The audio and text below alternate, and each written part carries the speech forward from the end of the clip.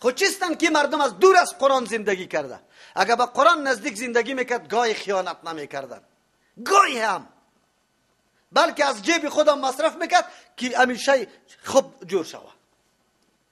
خیا خو عقیده ندارن، خوش هستن 4 روز ما زندگی ما در دوبی باشه، صبح بریم و بیگا بیایم به می قدر. تا که در دوبی روزی فرا میرسه والا در قبر در خاک مانده میشی که از هر طرف ما رو گشتم سرت بیا، در اونجا میروی. تا که عزت و آبرویت از مردم خریده رایستی، عزت و آبروی از دین بگی، از الله طلب بکن. خو نیسته. و مما رزقناهم ينفقون، از بعضی آن چیزی که ما برش دادیم، اگر مال است، اگر علم است، اگر نفوذ و اثر و رسوخ اجتماعی داره، قدرتمندی و توانمندی داره، ينفقون، خرج میکنه در موقعش در راه الله تبارک و تعالی. اینی را مؤمن میگه. نعمت های جنت به همچون مؤمنان مهیاست، به هر کس نیست که دعوای ایمان بکنه در تذکیره نامش مؤمن نوشته شده دیگه، که چیزی خواهش دلش است امور انجام داده است. والذین اذا اصابهم البغی، او کسانی هستند مؤمنان در آن وقتی که برسن برشان البغی و تجاوز، حدگذری بالایشان شوه، هم ینتصرون، یا ینتصرون، انتقام میگیره، برابر به برابر زیادت نمیکنه، یک مانا. دوم هم ینتصرون، یا طلب کمک میکنه از سلطه و قوت از دیگه برادر مسلمان در صورتی که خودش توانایی در مقابل ظالم نداره. از امو خاطر از کمک ظالم ضروری است، واجب است. ظالم که برات آواز میده تو باید لبیک بگویی. این بیچاره مظلوما مردم افغانستان از روز اول 40 سال میشه، 40 سالی مردم رنج میکشه، مظلوم قرار گرفته. از هر طرف مملکت اسلامی که در پالوی ما همسایه هاستم دریغ نکردن، هر نوع ظلم در اینجا روا داشتن. نه اداره بر ما ماند، نه تنظیم بر ما ماند، نه نظم بر ما ماند. افکار خود روان میکنه، کتابای خود روان میکنه، تفرقه پرتافته رایسته. هر روز از رادیوهایشان فقط تبلیغ میشه، وهابیا پیدا شده، فلان شده. او برادر بانم بگذاری ما را. دین به جبر نیست، دین به زور نیست، دین مفکوره آزاد است. هر کس ذهنش کدام نظریه را قبول میکنه، کتاب الله و سنت رسول الله موجود است. تبلیغات است، حال است، پشت گپ نگرده. اینی را میگم، ما کدام مظلوم کمک کردیم که ظلم از پیشش دفع بکنیم؟ بگوی کدام مظلومه؟ قوت داشتیم. قاضی متعالی را یک موضوع را که 10 سال میشه با چشم سر میبینی که اینمی ظالم سر شکم انداخته، سر میخوانش پیسه و دلار خورده رویستی. تو قاضی چطور ایمان داری به الله؟ چی جواب داری؟ تو جناب محکمه چطور هستی؟ تو جناب وزیر صاحب چطور هستی؟ بگو کدام مظلومه تو کمک کردی؟ مومن کی را میگه؟ قرآن معرفی میکنه. اینا به خاطر میگم که هر کس در سر تلویزیون هم بسم الله الرحمن الرحیم، ان الحمد لله، کلی صفتا برای الله است، دروغ نگو. ایمان خیره تقاضا نمیکنه. و جزاء سیئه سیئه مثلها، بدل و عوض سیئه، بدی کسایی که سر تو ظلم کرده، سیئه مجازات مانندش است، مجازات دادن است. او را سیئه گفته نمیتونیم، چرا که بدل گرفتن است. مثلها به مثل از او، به شرطی که اینمی عمل گناه نباشه. اگر عمل گناه باشه باز تو بر مقابلش نمیگی. او دو دشنام به پدر و مادر داده، تو ولی دو دشنام به پدر و مادرش نده، چرا؟ دو دشنام گناه است. یکی جزای سیئه سیئه است مثلها، این در صورتی است که وقتی قدرت بری تو میسر شوه، آلی تو دیگه برابر از او انتقام بگی. خو لیکن فمن عفا، اگر کسی عفا میکنه با وجود قدرت، تو قدرت انتقام داری لیکن بازم عفا میکنی، و اصلحه در معاملات خود، در معاملات فی ما بین خود اصلاح میکنه، یعنی دشمنی ختم میشه، دوستی ساخته میشه، فاجره علی الله، اجری تو را دم بالای الله تبارک و تعالی است، الله پاداشی تا میده. انتقام در وقت قدرت معاف کردن، انتقام گرفته میتونستی خود تو معاف میکنی. معاف که است؟ شرطا داره بری خود که او جانب مقابل که سری تو ظلم کرده، از این معاف کردن تو استفاده سو نکنه که او دیگه هم دلاور شوه، او دیگه هم جسور شوه، او دیگه هم تجاوز کنه حق دیگه کسه. از این استفاده غلط نگیره که تو را عفو میکنی، سبا روز باز تو را چکیده رویسته. این در صورتی که نشانه ها و آثار صلاحیت دو دیدی که آدم بسیار پشیمان است، سخت ندامت میکنه و بالکل دیگه مرتکب اینطور کار نمیشه. به اون طور آدم عفو است. به اون طور آدمی که روز مرا جنایت دیگم تازه کرده رویسته، به اون طور آدم عفو نیسته. انه لا يحب الظالمین. الله به کسی که قدرت داره و او آدم را واقعا سوء استفاده نمیکنه، اگر بخشش میکنی اجرت بالای الله است. الله برات اجر میده. چرا اجر میده؟ به خاطری که الله عفو است. او هم همینطور بخشش میکنه، تو بخشش کردی. یعنی تو چیزی را انجام دادی که الله خوش داشت، چرا که الله عفو است، تو معفو کردی، انتقام نگرفتی. الله خامخا پاداش میده. انه لا يحب الظالمین. یقینا الله دوست نداره ظالما را. ولو که در وقت انتقام باشه اول تجاوز سرت کرده ولی تو انتقام میگیری، تو نشوه که انتقام میگیری قدرت داری تا که زورت میرسه شکنجه کن. نه، اینجا از حد تجاوز نکن. اینی را میگه نظام اسلام. اینی را میگه نظام اسلام. این مردم ها یک روز یک اسکرش در یک جای کشته میشه، تفنگ خود دور میده به مردمی چی؟ بگوی بیگناه گر کلگیر از بین میبره. این تعلیمات است، این دموکراسی است، این اخلاق است، این انسانیت است، این حقوقی بشر است. کدامش است؟ تو خود نیروی خود چی لاف میزنی؟ برو همون کسی که در مقابل دمی رقم کار کرده برو در مقابلش استاد شونی، لیکن دلی خود سرکی یخ کرده. کدام است؟ خو اسلامی طور نیست. اسلام دمی عین موقعی که تو مظلومم قرار داری باز که الله برات قدرت میده از حد تجاوز نکن. ولمن انتصر بعد ظلمی. او کسی که بدل میگیره یا کمک طلب میکنه از دیگه آدم بعد ظلمی، پس از اینکه مظلوم قرار میگیره، فاولئک اینمی طور مردم ها ما علیهم نیست بالایشان من سبیل ایراد ملامتی که چرا اینطور میکنی؟ مظلوم قرار گرفته، تو باید کمک بکنی. انما السبیل. یقینا راه ایراد گرفتن یا راه ملامتی علی الذین بالای کسانی هستند یظلمون الناس که ظلم میکنه بالای مردم ابتداء یا در وقت انتقام، و یبغون فی الارض تلاش داره طلب میکنه فی الارض در روی زمین بغیر الحق فساد بدون بنا حق، هیچ حق نداره، هیچ حق نداره، تلاشش مکمل به این خاطر است. اونطور مردم ها سرش ایراد است و اونطور مردم ها قابل ملامتی است. اولئک لهم عذاب الیم. طور مردم ها که فساد در روی زمین طلب داره، سری مردم ظلم میکنه، بغی میگه. بغی مفهوم خیلی عام است. یکی ظلم است، تنها حق دیگر پایمال کردن. بغی حق دیگر پایمال کردن است، حدودی که الله وضع کرده تجاوز کردن، هیچ حد مراعات نکردن. اینی را بغی میگه. نه ترافیک قائل است، یک مثال بیرونی برای، نه در ترافیک قائل است، نه در دفتر و دیوان، هر جا پیره است، هیچ دقیقیش نیست، داخل شده میره کلی قوانین میشکنانه. اینی طور مردم ها را باغی میگه. از همون خاطر است کسی که علیه حکومت مخالفت میکنه او را باغی میگه که یک دفعه تسلیم میکنی آلی امن از بین میبری، مردم به تشویش و استراب میپرتی، اینی را باغی میگه. الله تبارک و تعالی میگه به این طور مردم ها عذاب چی هست؟ دردناک است که یا باغی میکنه. امروز همون طور مردم ها داریم ما. مقصد که زورش میرسه، مال ملک دارایی همه قواله را به نام خود جور کرده، بیچاره خودش نیست، مهاجر است، بیا که خانه شد در دست فروخته شده، قواله را قواله شرعی داده. از کجا کردی ایره؟ سری پول پیسه تو چی میکنی؟ به حج میری؟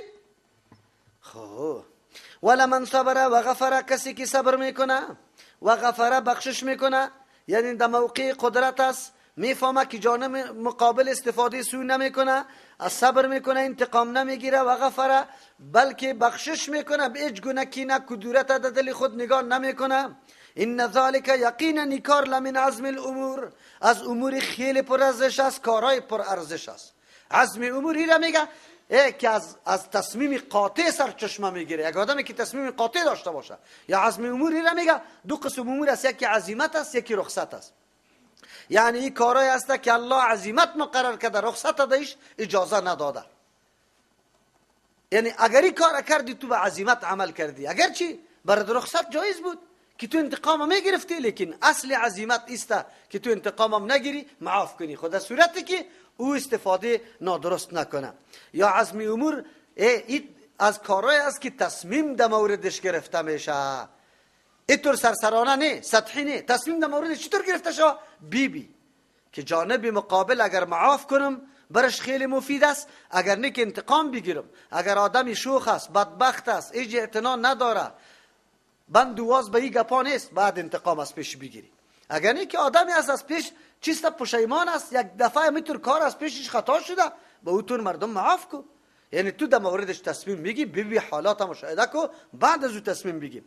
و من یضلل الله، کسی را که الله گمراه بسازه، فما له من ولی، نیست برای تو آدم من ولی، کسی کارساز دوست که از گمراهی بگردانه من بعدی، پس از گمراه کردن الله.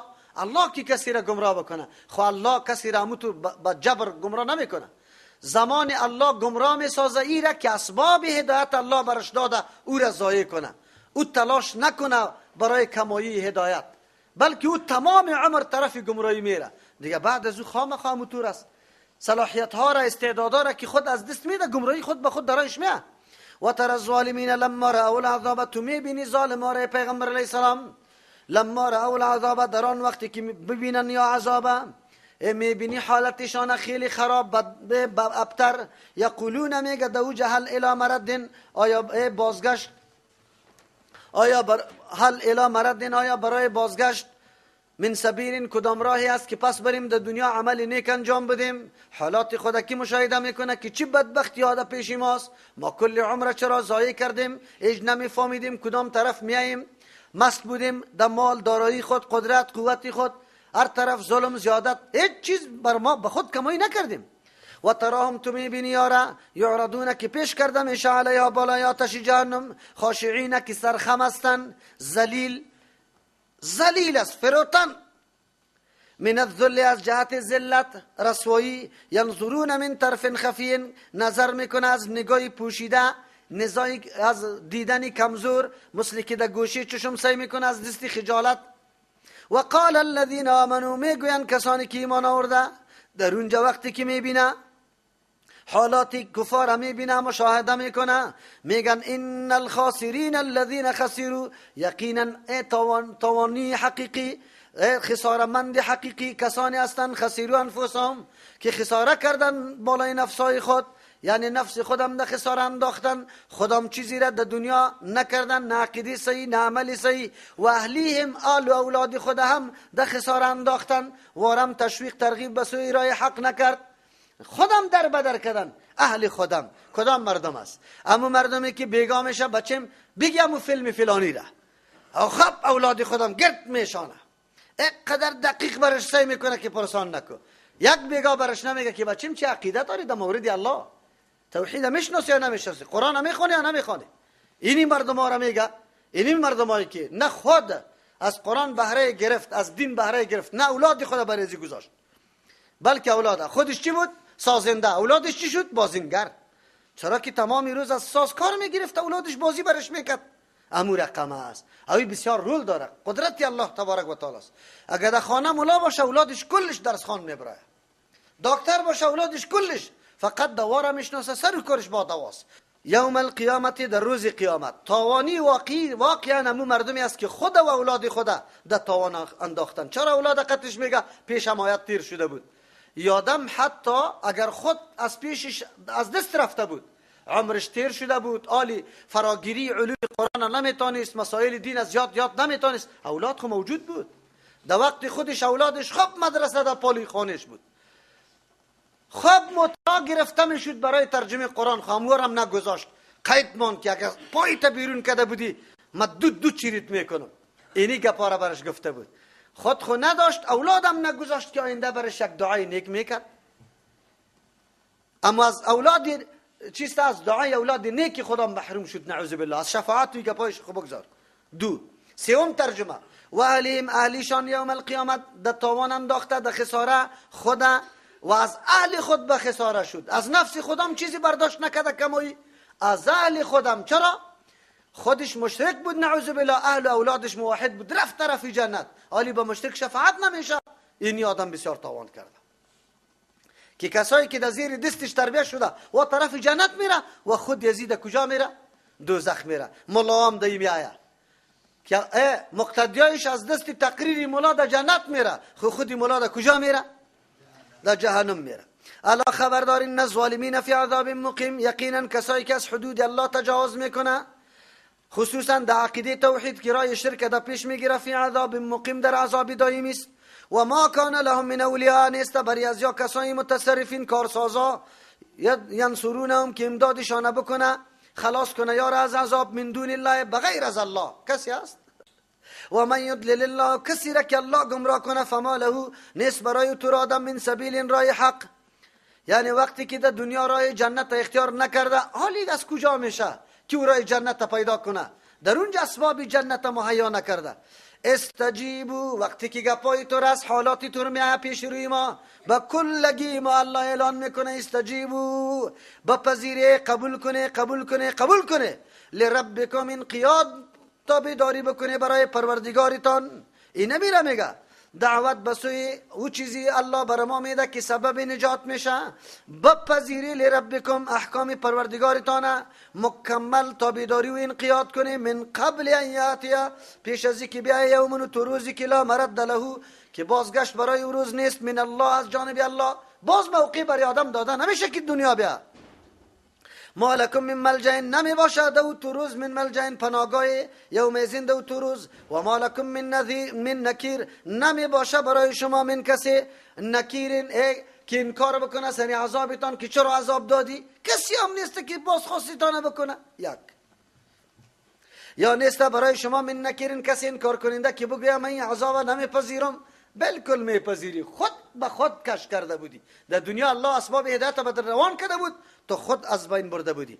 فاین اعرضوا، اگر یا اعراض میکنه بازم نمیپذیره، این ندای ملکوتی الله را، اطاعت و فرمانبرداری مکمل الله را نمیکنه، پس یک نوع حساب سری تو نیست. تو غم نخواه پیغمبر علیه السلام. چرا؟ فما ارسلناک علیهم، تو را روان نکردیم بالایشان حفیظا، نگابان، که اعمال از یارا نگابانی بکنی که حالا بد نکن، شرک نکن. نه، تو مبلغ هستی. این علیک نیست بالای تو الا البلاغ، فقط رساندن، خواشکارا، واضح حجت تمام شود. حجت باز مردم نگوید که برای ما کسی نگفته بود. و انا اذا ذقنا الانسان، ما در آن وقتی که میچشانیم برای انسان، من از جانب خود رحمتا، مراد از رحمت خوشی برد میاد، صحت، عافیت، مال، خوشحالی برد میاد، فریحه بها، بسیار خوش وقتی میکنه. یعنی خوشحالی به چی چیز است؟ آلی اعراض میکنه، عبادت الله را نمیکنه، در تکبر میفته، خود مغرور میدانه، اینی را خوشحالی میگه، خوشحالی میکنه. او در حالی که نعمت دنیا حیثیت چشیده نداره، فقط دنیای فانی است. همینطور مردم ها را میبینیم 4 روز که الله برش موقع داده، از منصب حکومت یا مال با سعی میکنی که زمین نمیگه، آسمان قیتوخ سلام نمیده، گپ نمیزنه. و این تصیبهم سیئاتون، اگر برسه برشان تکلیف، مصیبت برشان برسه، بما قدمت ایدیهم، مصیبت هم به سبب آن چیزی که پیش فرستاده دستایش، یعنی نتیجه عمل خودش باشه. فان الانسان کفور، یقینا انسان خیلی ناشکر است، ناسپاس است، کل نعمت و خوشحالی ها را فراموش میکنه. البته میگه که دم کل زندگی سری ازی غم بوده. و برادر 60 سال از زندگی تیر شد، تو مریض نشده بودی ولی مریض شده، وی یک مستم همینطور، وی که سر من مریضی آمده. 60 سال تو در راحت تیر کردی، بان 1 سال در مریضی باشی. 60 سال تو مالدار بودی، بان 1 سال که تو فقیر باشی. مؤمن واقعی طور نیست، در حالت نعمت از حد نمیبراید، از گلم پای دراز نمیکنه، فقط پابند فرمان الله است. نعمت الله را یکی از جمله اونمو رحمتای الله میدانه، در جایش مصرف میکنه، سپاسگزاری میکنه. خود تکلیف کی برش برسه، باز به قضا و فیصله الله راضی است، صبر میکنه، میگه جانب الله است. او در دنیا است زودگذر است، دائم باقی نمیمانه. لله ملک السماوات، در اختیار الله تبارک و تعالی است. ملک السماوات، پادشاهی آسمان، والارض، از زمین. یخلق ما یشاء، خالقم الله است، پیدا میکنه آن چیزی را که الله بخواه. خب اختیارات و پادشاهی کلش از الله است. اگر کسی میگه کسی نازدانه است، الله به کسی پادشاهی داده، غلط میگه، دروغ میگه. الله پادشاهی آسمان ها و زمین به کسی نداده که در اختیارش باشه که کسی را پادشاه کنه و کسی را نده. اینطور نیست. یکی یخلق ما یشاء، پیدا میکنه آن چیزی را که الله بخواه. چی رقم؟ یهب لمن یشاء، بخشش میکنه برای کسی که بخواه الله، اناثا، دخترا را مکمل، هیچ بچه برش نمی باشه. و یهب لمن یشاء، و بخشش میکنه برای کسی که الله بخواه، از ذکورا، پسرا را، فرزندا را که هیچ دختر نباشه.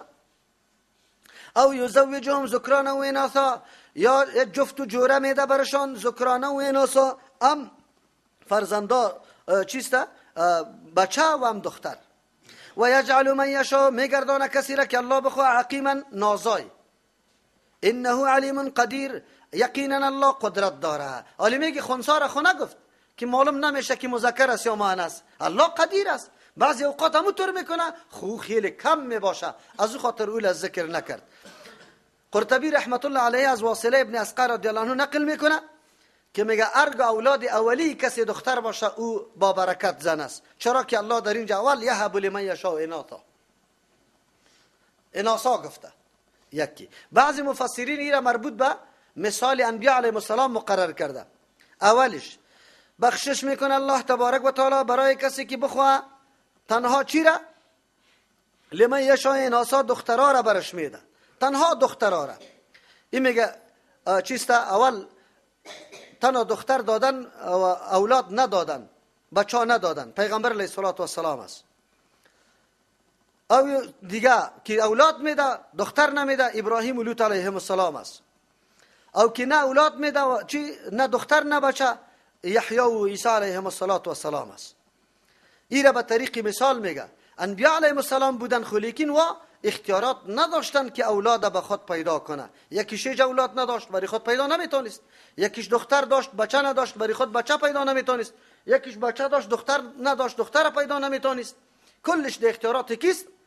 وقتی که انبیاء علیهم السلام با این مقام و منزلت خود اختیار به اولاد نداره، خیر چطوری قبرها اختیاری اولاد داده نداره که مردم میره که این قبر برای این اولاد است و این قبر به این اولاد است؟ در کجاست؟ قرآن خامی طور میگه که کلش در اختیارات الله تبارک و تعالی است. در اینجا اناسا نکره ذکر کرده، از ذکور معرفه اشاره میکنه که اناس یعنی زنها زیاد میشه و این از جمله علامات قیامت هم هست که طبقه اناس خیلی زیاد میباشه در نفوس از مردا کرده. از همون خاطر است که در دین اسلام برای یک مرد 4 زن جایز دانسته نکاحشه. علتش است که اکثر مردا کم هم میباشه، دوم در جنگ ها و در کارهای شاقه از بین میره و زنا و قدر از بین نمیره. از او خاطر الله تبارک و تعالی احکام خود بسیار متوازن و با حکمت مقرر کرده. و ما کان لبشر ان یکلمه الله، حالی الله تبارک و تعالی بیان میکنه وحی الله چه رقم میاد با انبیاء علیهم السلام. سوال یهود دفع میکنه، میگن که چرا میگی که شما پیغمبران علیهم السلام چیزی نداره و تصرف نداره؟ چرا نداره؟ سی که موسی علیه السلام قطع الله سخن گفته، یعنی قدر قدرت و کمال داره؟ جواب است که از جانب الله است. مختلف قسم وحی برای انبیاء علیهم السلام خود میکنه، خوی دلیل تصرف نیست، مالکیت نیست. و ما کان لبشر، نیست برای بشر، نیست برای بشر ای کلمه الله که سخن بگوی امرایش الله، الا وحیا مگر با وحی سخن بگویه. 3 طریقه ذکر میکنه. وحی اینجا الهام و اشاره را میگه که الله در دل کسی مندازه. در حدیث هم پیغمبر علیه السلام میگه و القی فی روعی، در دل من انداخته شد. این 2 قسم است، گاهی در بیداری میباشه و گاهی در خواب میباشه. او من وراء حجاب، یا سخن میگه الله تبارک و تعالی پسی پرده، مثل که با موسی علیه السلام در کوه طور سخن گفت با پیغمبر علیه السلام در شب معراج. یعنی این سخن حقیقی است، بالکل بدون از اینکه الله را ببینه، الله را نمیبینه. او یرسل رسولا، یا روان میکنه قاصد که ملک است، فیوحی باذنه، پس میرسانه امو فرمان الله را باذنه، به حکم الله تبارک و تعالی. این بری خود چیسته 3 قسم داره. گاهی به شکل اصلی خود ملک میه، مثل که پیغمبر علیه السلام میگه که 2 مرتبه جبریل امین به شکل اصلیش دیدم که بالهایش افق یا کناره های آسمان چی کرده بود؟ فرا گرفته بود. یا است که به شکل انسان میه، یا است که آوازش با مثل سلسلت الجرس برش میگه. و این وحی بسیار سخت تمام شد سری پیغمبر علیه السلام. در روایت بخاری میایه که اونجا اینطور آواز میشنید مثل که زنجیر در سنگ بزنی که جرنگ میکنه. اینی قسم آواز پیغمبر علیه السلام میشنید و البته مطلب و مقصد خوب میفهمید. دیگه 3 قسم وحی را الله تبارک و تعالی تقسیم کرد که یا این قسم یا این قسم یا این قسم الله با چی انسان ها سخن میگه. انه علی حکیم، یقینا الله علی است. بلند ذات است، هیچ وقت مشابه با انسان شدن نمیتونه، با مخلوق شدن نمیتونه. حکیمون، حکمت والاست که چرا مستقیما خود نشان نمیده برای پیغمبران علیهم السلام که سخن بگه. دیگه بزرگ حکمت است. چرا توانایی دیدار الله را در دنیا کسی نداره. و کذالک اوحینا الیک روحا، یعنی مثل که انبیاء علیهم السلام وحی کردیم، ما وحی کردیم الیک بسوی تو روحا قرآن من امرنا، به حکم و فیصله خودم روان کردم قرآن. قرآن روح میگه به خاطر که روح سبب حیات بدن است، قرآن هم سبب حیات چیست؟ مومن است. اگر واقعا عمل سر قرآن شوه، یقینا زندگی که واقعا زندگی است، حقیقی زندگی است، نصیبشان میشه. ما کنت تدری ما الکتاب، تو نبودی که میدانستی کتاب چیست؟ مراد از کتاب قرآن است، یعنی قرآن نمیدانستی، برات روان نشده بود. ولل ایمان، و ایمان هم نمیدانستی، ایمان تفصیلی را که با احکام و شریعت برات آمده. ایمان اجمالی را انبیاء علیهم السلام داره. هر پیغمبر قبل از نبوت هم هیچگاه سجده به بت گپا نکرده. پیغمبر علیه السلام هم عقیده به توحید الله داشت. صفات الله دو قسم است، یکی است که به عقل درک میشه، که نمیشه بلکه به نقل ثابت میشه. صفات عقلی را انبیاء علیهم السلام قبل از نبوت عقیده داره. پیغمبر علیه السلام حج و عمره میکرد. پیغمبر علیه السلام به اصل ایمان آشنایی داشت و هیچ وقت نه شراب خورده بود و نه به بت سجده کرده بود، نه ذبح غیر الله را خورده بود. پیغمبر علیه السلام قبل از نبوت این عقیده اجمالی برای پیغمبر بود، اما ایمان تفصیلی برش نبود. چرا؟ توسط قرآن ایمان تفصیلی آمد. ولكن جعلناه نورا، لیکن ما گردانیدم قرآن کریم نورا، ذریعی روشنی، نهدی بهی که ما هدایت میکنیم توسط قرآن، من کسی را نشاء که بخواهیم من عبادنا، از جمله بنده های خود. قرآن ما سبب روشنی برای تفصیل ایمان گردانیدیم که تمامی وضاحت برای بندگان خود ما میده. در موردی از که در مورد الله چه عقیده داشته باشه، ملائک، انبیاء علیهم السلام، کتابای الله، تقدیر، روز آخرت، کلی از این قرآن تشریح میکنه. از خاطر قرآن نور است، روشنی میده، روشنی میندازه. تمامی مسائل برای بنده های ما واضح میسازه و توسط از هدایت برشان حاصل میشه. خب البته به کل گینی من نشاء، کسی را که الله میگه ما میخوایم. الله کدام طبقه را خواسته؟ امو طبقه که الله برش وسایل هدایت آماده کرده، از او وسایل استفاده کرده، ضایع نکرده، اونو مردم. و انک لتهدی الی صراط مستقیم، یقینا تو پیغمبر علیه السلام راهنمایی میکنی برای راه مستقیم. یعنی هیچ وقت غم نکو اگر مردم اعتراض انتقاد داره، تو متوجه انتقاد اعتراض از وان نشو که من شوی از دعوتی. چرا؟ تو در راه مستقیم قرار داری. هر قدر مردم که بدگویی میکنه یا تهمت میلگانه یا تبلیغات میکنه، این مانع دعوتت نشوه. صراط الله الذی، رای او اللهی که له ما فی السماوات و ما فی الارض، در اختیار از او آن چیزی که در آسمان هاست و آن چیزی که در زمین است. الله میتونه اینمی دعوتی تو را به کلگی برسانه و قبول بکنه، لیکن حکمت تقاضای از این نمیکنه. الا خبردار، الی الله خاص، به سوی الله تبارک و تعالی تسیر الامور، کل امور باز میگرده به سوی الله. الله است که باز فیصله میکنه.